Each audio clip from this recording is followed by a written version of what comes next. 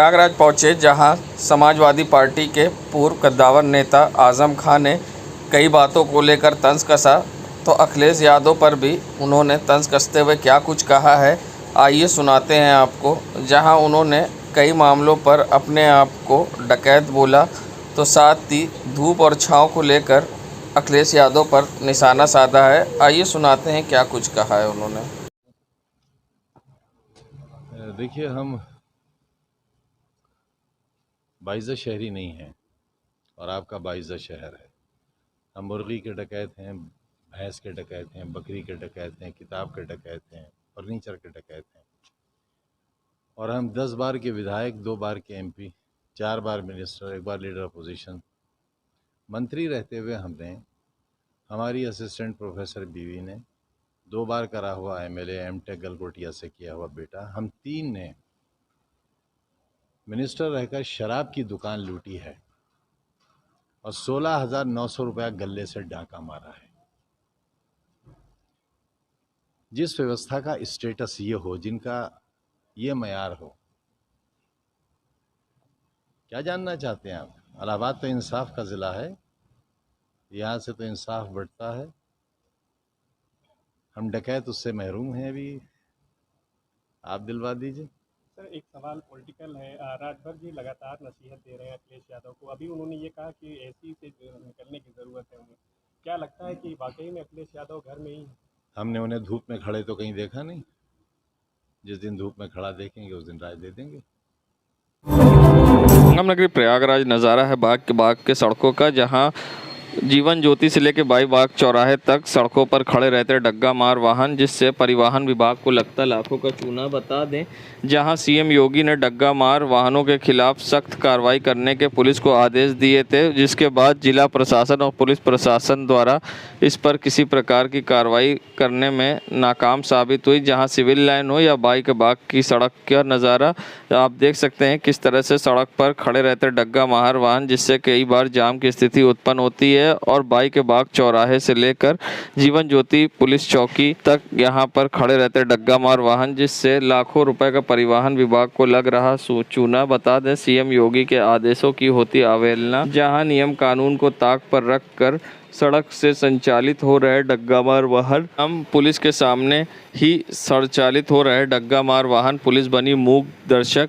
बता दें, पुलिस की लापरवाही कहें या फिर मिली भगत, ये तो अपने आप में एक बड़ा सवाल है। मगर बाई के बाग की सड़कों से खुलेआम संचालित हो रहे डग्गा मार वाहन, अब देखना है इस पर किस तरह से कार्रवाई होगी, या फिर सीएम योगी के आदेशों की धज्जियां उड़ाते हुए इसी तरह बाई के बाग की सड़कों से संचालित होते रहेंगे डग्गा मार वाहन। अब इस पर कार्रवाई किस तरह से होगी, ये देखने वाली होगी बात। जहां सड़क से संचालित हो रहे डग्गा मार वाहन, पुलिस बनी अनजान।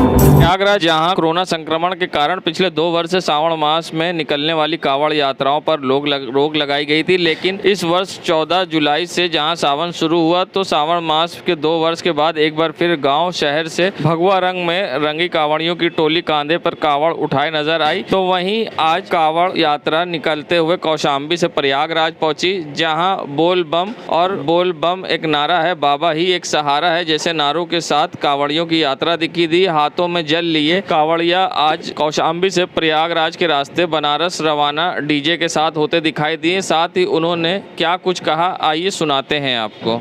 चरवा से निकले हैं आज सुबह, और उसके बाद पैदल ऐसे कांवड़ यात्रा कर रहे हैं। जल भरा हुआ है, इधर से सीधा बनारस जाएंगे। हमारे टोली में 50 लोग हैं। अच्छी सुविधाएं हैं, अरे बहुत अच्छी सुविधा है। मेरा राहुल पटेल नाम।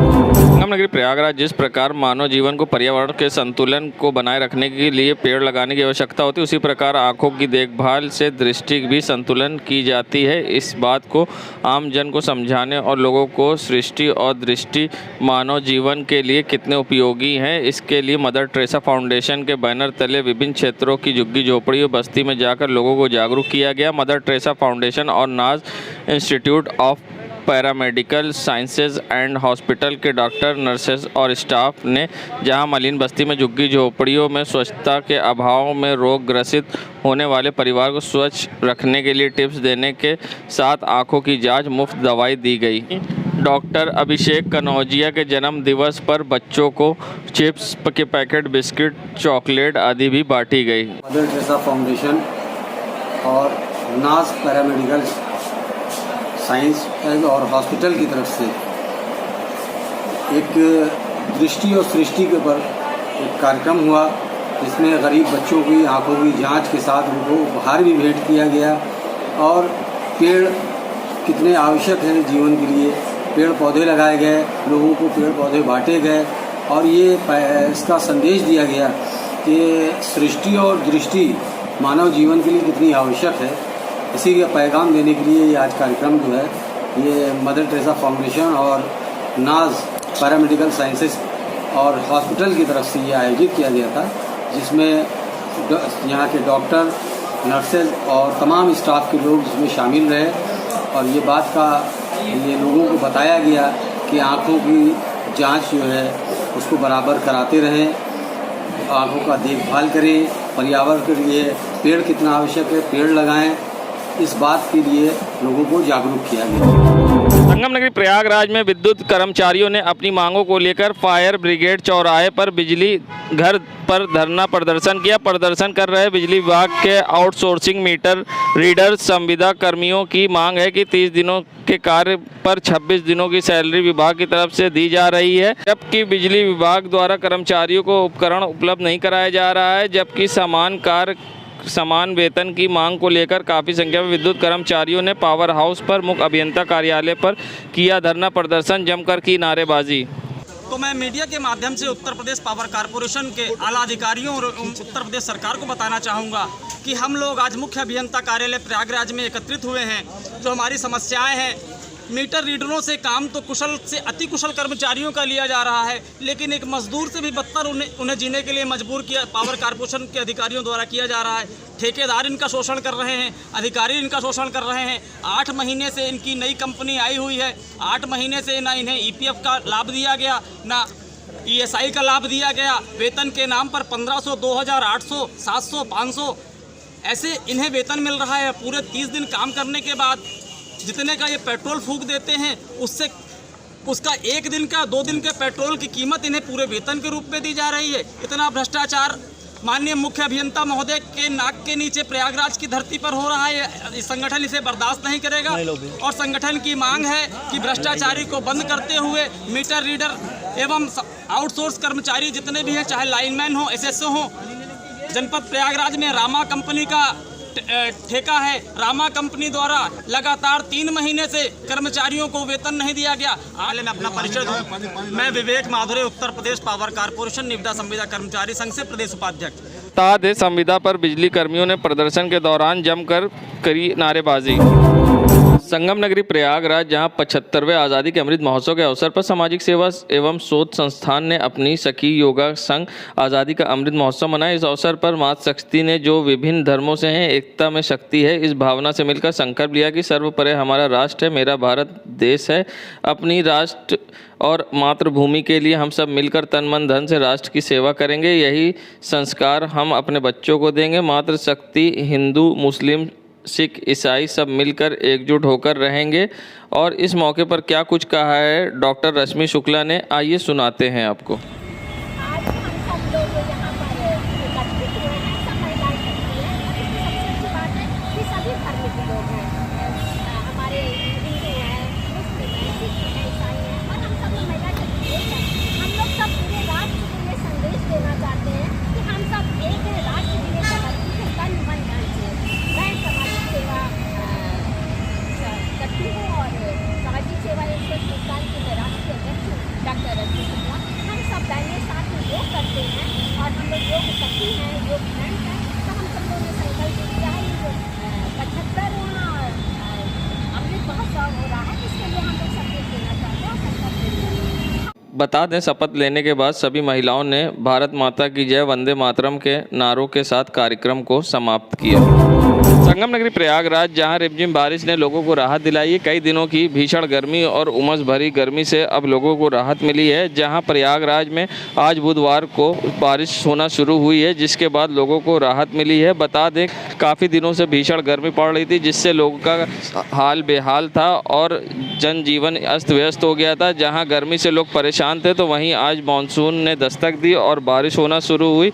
जहां एक तरफ बारिश को लेकर किसान भी परेशान हैं और उनकी बुआई और रुपाई नहीं हो पा रही है। ऐसे में बारिश को लेकर सबकी उम्मीदें थी, तो वहीं आज बारिश होना शुरू हुई है। ऐसे में कई लोग बारिश से बचने के लिए पेड़ों का सहारा भी लिया और पेड़ों के नीचे खड़े दिखाई दिए। तो वहीं रिमझिम बारिश में लोग घूमते भी दिखाई दिए और बारिश का लुत्फ़ उठाते दिखाई दिए। बता दें, कई दिनों की भीषण गर्मी के बाद आज फिर प्रयागराज में बरसात ने दस्तक दी है और जिसके बाद बारिश होना शुरू हुई है, जिससे कि अब लोगों को फिर से एक बार राहत मिली। क्या कुछ कहा है लोगों ने, आइए सुनाते हैं आपको। काफ़ी दिनों से बारिश नहीं हो रही थी, गर्मी पड़ रही थी और किसानों को बहुत प्रॉब्लम हो रही थी। अब इसी तरह बारिश हो और ऐसे परमानेंट बारिश हो तो अच्छी बात है, किसानों को भी राहत मिले और गर्मी से भी राहत मिले। तो आज कैसा मौसम? आज का मौसम बहुत ही अच्छा है। ऐसे परमानेंट मौसम रहे, कुछ दिन तक गर्मी दूर हो जाएगी और किसानों का भी सफलता, मौसम से राहत मिला। और क्या नाम है? आशीष कुमार। नगरी प्रयागराज, जहां एक तरफ कोरोना फिर तेजी से पैर पसार रहा है, तो दूसरी तरफ अब लोग लापरवाह हो गए हैं। जहां कहा गया था कि तीसरी लहर में बच्चों को सबसे ज़्यादा कोरोना से खतरा है, ऐसा ही नज़ारा टैगोर पब्लिक स्कूल के बाहर देखने को मिला, जहां बच्चों को स्कूल प्रशासन की तरफ से कोविड गाइडलाइन का पालन नहीं कराया जा रहा है और जहां कोरोना प्रयागराज में तेज़ी से पैर पसार रहा है, तो वहीं बच्चों बिना मास्क के दिखाई दिए। ऐसे में स्कूल प्रशासन की लापरवाही सामने आई, जहाँ कोविड गाइडलाइन का पालन नहीं कराया जा रहा है, जिससे कि बच्चों में एक बार फिर कोरोना का खतरा सर पर मंडरा रहा है। अब देखना इस पर क्या होगा और क्या कुछ कहना है अभिभावकों का। स्कूल में पालन नहीं कराया जा रहा, क्या कहेंगे? नहीं, ये स्कूल के विषय में ऐसा नहीं कहा जा सकता। यहाँ गाइडलाइन पालन होता है। अगर बच्चों को बिना मास्क के सब दिखाई दे रहा है। नहीं, सैनिटाइज भी कराया जाता है। मास्क अभी गर्मी है थोड़ा ज़्यादा है, इसलिए बच्चे उलझन में आ जाते हैं। इसलिए जो है मास्क लगाने से बच्चे ज़्यादा तकलीफ में हैं, बल्कि वैसे ही ठीक है। संगम नगरी प्रयागराज, जहां मानसून में बीमारियों का खतरा बढ़ जाता है, इसी के चलते वायरल इन्फेक्शन की चपेट में कई लोग आ रहे हैं। इसी को लेकर लगातार अस्पताल में बच्चों की तादाद ज़्यादा दिख रही, जिसमें बुखार, डायरिया और पेट जैसे इन्फेक्शन से लोग ग्रसित हैं। ऐसे में बच्चों को कई प्रकार से तकलीफ़ें हो रही हैं, जिनको डॉक्टर उपचार कर रहे हैं। डॉक्टर का कहना है इसके पीछे गलत तरीके का खाना पीना और बाहर की चीज़ों का ज़्यादा उपयोग करना नुकसानदायक है, क्योंकि गर्मी में हीट वेव बढ़ जाती है, जिससे बाहर का खाने से कई प्रकार की समस्या उत्पन्न होती है और इन्फेक्शन की खास होने की संभावना रहती है। ऐसे में क्या कुछ कहना है इस बीमारी पर डॉक्टर फिरोज़ का, कि इन्फेक्शन की बीमारी से किस तरह से बचें और किस तरह से करें बचाव? ये जब भी टेम्परेचर बढ़ता है और जब गर्मी होती है, तो वायरस जो होता है एक्टिव मोड में हो जाता है। और जब एक्टिव मोड में होता है तो कई तरह की दिक्कतें होती है, जैसे डायरिया है, बुखार है, खांसी है, क्योंकि लोग इसमें लापरवाही भी करने वाले लगते हैं। प्यास लगती है, कहीं भी जाके पानी पी लेना, कहीं कुछ खा लेना, तो ये छोटी सी लापरवाही की वजह से इस तरह के इन्फेक्शन और तेज़ी से बढ़ने लगते हैं। और होता क्या, जब हमारे साथ गर्मी ज़्यादा होती है तो टेम्परेचर ठीक नहीं रहता। टेम्परेचर ठीक ना होने की वजह से हम लोग क्या होता है, पानी पीते हैं, कम होने की वजह से वो तमाम हीट स्ट्रोक होने का डर रहता है। तो हम लोग को इस सब चीज़ को बचाव के लिए ख्याल रखना चाहिए। अपने पास पानी रखना चाहिए, पानी साफ़ होना चाहिए, फ़िल्टर वाला होना चाहिए, जिससे कंटिन्यू हम लोग को पानी लेते रहना चाहिए। हमको लोग को घर से निकलने से पहले पानी पी के ही निकलना है और तुरंत धूप से लौट के आने के बाद पानी नहीं पीना है, कुछ देर वेट करना है, तब पानी पीना है। पेटों में इन्फेक्शन होने इसका क्या बचाव, किस तरह से बीमारी फैलती? देखिए, पेटों में इन्फेक्शन होने का यही रीज़न है कि हम लोग का जो खान पीन है वो ठीक नहीं है। होटलों में खाना पीना, बाहर की चीज़ों को मंगा के खाना, जंक फूड पे डिपेंड हो जाना, फास्ट फूड पे डिपेंड होना, ये सब चीज़ें पेटों के इन्फेक्शन के लिए सबसे बड़ा कारक होता है। संगम नगरी प्रयागराज अखिल भारतीय अखाड़ा परिषद के अध्यक्ष व श्री मठ बागंबरी गद्दी के पीठाधीश्वर रहे महान नरेंद्र गिरी को आत्महत्या के लिए उकसाने के आरोप में उनके ही शिष्य आनंद गिरी पर मुकदमे का ट्रायल अब जिला अदालत में ही होगी। जिला जज के मामले के क्षेत्राधिकार पर दाखिल अर्जी पर सुनवाई करते हुए उसे निरस्त कर दिया। अदालत ने कहा कि मामला प्रयागराज के क्षेत्राधिकार के अंतर्गत है। मुख्य न्यायिक मजिस्ट्रेट मामले को संज्ञान लिया है, लिहाजा मामले का ट्रायल यहीं चलाया जाएगा। अगली सुनवाई पर आरोप निर्धारण की कार्रवाई चलेगी। अदालत ने मामले की सुनवाई के लिए 4 अगस्त की तारीख निर्धारित कर दी है। बता दें जिला न्यायाधीश नलिनी कुमार श्रीवास्तव ने आनंद गिरी की अर्जी को निरस्त कर दिया है। कहा है कि इससे पहले भी मामले के मुख्य आरोपित आनंद गिरी की ओर से अर्जी दाखिल कर क्षेत्राधिकार पर सवाल उठाया जा चुका है। सीबीआई ने अधिवक्ता से कहा कि मामले की जांच सीबीआई कर रही है। उसने मामले में एफआईआर दर्ज कर जांच करके आरोप पत्र दाखिल किया है, इसलिए केस की सुनवाई सीबीआई की लखनऊ पीठ में होनी चाहिए। इस पर जिला शासकीय अधिवक्ता गुलाब चंद अग्रेरी और वादी के अधिवक्ताओं ने तर्क दिया कि सीबीआई को मामला सुपुर्द होने से पहले स्थानीय पुलिस ने महान नरेंद्र गिरी की मौत के बाद एफआईआर दर्ज कर जांच कर रही थी। मुख्य न्यायिक मजिस्ट्रेट ने उसका संज्ञान लिया और आरोपित को न्यायिक हिरासत में भेज दिया। सीबीआई तो इस मामले में बाद में आई है, इसलिए ट्रायल उसका क्षेत्राधिकार नहीं बनता है। संगम नगरी प्रयागराज जहां आम जिंदगी में मोबाइल अब इंसान का हिस्सा बन गई है, ऐसे में आदमी 2 मिनट भी मोबाइल के बिना रहना मुश्किल होता है। ऐसे में मोबाइल की निकलने वाली किरणों से किस तरह की समस्या होती है और मोबाइल किस तरह से मानव के लिए नुकसानदेह है, ऐसे में किस तरह से मोबाइल से बचना चाहिए और मोबाइल से किन किन प्रकार की समस्या होती है, क्या कुछ कहना है इस पूरे मामले पर डॉक्टर वर्तिका श्रीवास्तव का। मोबाइल में निकलने वाली रेसों को लेकर जाने क्या कहा। आज जिस विषय पे हम बात करने जा रहे हैं वो बहुत ही ज्वलंत विषय है और बहुत ही चिंता का विषय भी है, लेकिन उसको अपनी ज़िंदगी से अलग करना वो भी हमारे लिए शायद मुश्किल ही नहीं नामुमकिन है। वो है मोबाइल का यूज़। मोबाइल, लैपटॉप, जो इस तरह के इलेक्ट्रॉनिक उपकरण हमारी ज़िंदगी में जो एक भौतिक सुविधा के रूप में मौजूद हैं और इस तरीके से हमारे डेली रूटीन में घुसे हुए हैं कि हम उनसे अलग थलग तो नहीं हो सकते। लेकिन जैसे कहा जाता है कि सिक्के के 2 पहलू होते हैं, तो अगर जो हमने ये अपनी आवश्यकता के अनुसार जो चीज़ें डेवलप की, विकसित की, इनोवेंट की और अब हम अपनी सुविधा के अनुसार उसका एक्सेसिव यूज़ करते जा रहे हैं, तो उसका दूसरा पहलू ये है कि वो कहीं ना कहीं हमारे स्वास्थ्य को बहुत ज़्यादा नुकसान पहुंचाता है, बहुत हानिकारक होता है। हमारे मोबाइल से लगातार एक तरह की रेडियो वेव्स निकलते हैं, नॉन आयनाइजिंग इलेक्ट्रोमैग्नेटिक वेव्स होते हैं, जो कि पहले माना जाता था कि ये बहुत ज़्यादा खतरनाक नहीं है, उतना ज़्यादा हमें नुकसान नहीं पहुंचाते। लेकिन आज बहुत सारे रिसर्च ऐसे हुए हैं और आपने भी व्हाट्सएप मैसेजेस वगैरह में देखा होगा, 2 मोबाइल को बीच में रख दो तो भुट्टे के दाने फूट जाते हैं, पॉपकॉर्न बन जाते हैं। तो इतना स्ट्रॉन्ग रेडिएशंस हमारे मोबाइल से निकलता है और उसका असर क्या होता है, जो सबसे पहला जो असर आता है वो हमारे फिजिकल स्ट्रेचर पे आता है। जैसे हमें नींद ना आने की प्रॉब्लम शुरू हो जाती है, हम मोबाइल में लगे रहते हैं। आप खुद देखिए, आप मोबाइल में लगे रहेंगे, आपको भूख प्यास का भी ध्यान नहीं रहता है, जिसको हम लोग एनोरेक्सिया कहते हैं। इंसोम्निया मतलब नींद ना आने की शिकायत हो जाती है। मेमोरी लॉस भी शुरू हो जाता है, जिसको कंट्रोल करना बहुत ही मुश्किल है। शायद ही कोई ऐसी दवा है जिससे हम एक दावा कर सकते हैं कि ये हमारी स्मरण शक्ति को बनाए रख सकती है, उसको तीव्र कर सकती है। हमारे बिहेवियरल एक्टिविटी में बहुत फ़र्क आ जाता है, हम हाइपर होना शुरू कर देते हैं। ये सारी चीज़ें तो आप समझ ही सकते हैं कि जैसे मैंने पहले बताया कि हर सिक्के के 2 पहलू हैं, तो हमारी भौतिक सुविधा के लिए बहुत सारी चीज़ें हैं, लेकिन कहीं ना कहीं वो हमारे आगे आने वाले समय के लिए हानिकारक भी साबित हो सकते हैं। तो ये सुविधाएं हमें अगर मुहैया हैं तो इनका हम लॉन्ग टर्म यूज़ कर सकें, इसके लिए बहुत ज़रूरी है कि हम इसके हार्मफुल इफेक्ट्स को भी जानें और उसको प्रिवेंट करने के लिए उपाय करें। नमस्कार, मैं वर्तिका श्रीवास्तव, गायनेकोलॉजिस्ट, वरदान केयर सेंटर, झूसी, प्रयागराज। संगम नगरी प्रयागराज में जहां बेली गांव में अजगर निकलने की सूचना पर मचा हड़कंप, बता दें बेली गांव के लोगों ने प्रोफेसर NB सिंह को दी सूचना। जहां मौके पर पहुंचे प्रोफेसर NB सिंह ने अजगर को पकड़ने की कोशिश की, जिस पर अजगर ने कई बार प्रोफेसर पर हमला किया।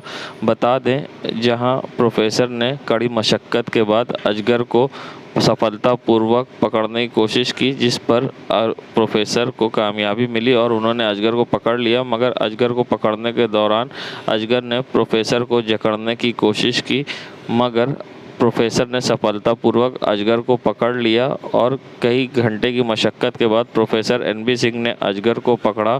बता दें, इससे पहले भी प्रोफेसर NB सिंह ने बेली गांव से अजगर को पकड़ा था। वहीं प्रोफेसर NB सिंह ने अजगर को पकड़ा और ले जाकर जंगल में छोड़ दिया।